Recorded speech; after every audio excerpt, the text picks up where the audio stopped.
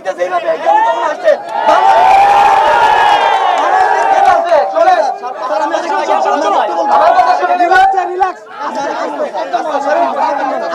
সবাই একটু আমার কথা শুনে, সবাই একটু কথা শুনে,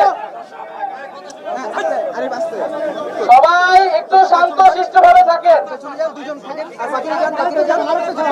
আপনাদের কথা আমরা শুনছি, আমরা আপনাদের কথা শুনছি। আমি তো বললাম এখানে যেই ঘটনার সাথে জড়িত থাকুক না কেন তার তদন্ত হবে এবং সে যেই হোক না কেন তার বিচার হবে। সে পাহাড়ি বাঙালি এটা আমরা বিবেচনা করবো না।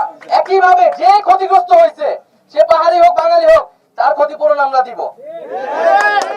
এবং আপনাদেরকেও কথা দিতে হবে যে আপনারা ঐক্যের সাথে থাকবেন, সম্প্রীতির সাথে থাকবেন। যে দোষী অবশ্যই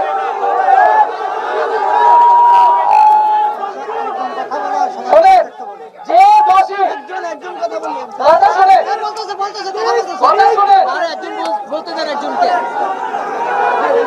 অবশ্যই সবাই একটু আমার কথাটা শুনেন। অবশ্যই আমরা একটা চাঁদা মুক্ত পার্বত্য চট্টগ্রাম গড়ে তুলব,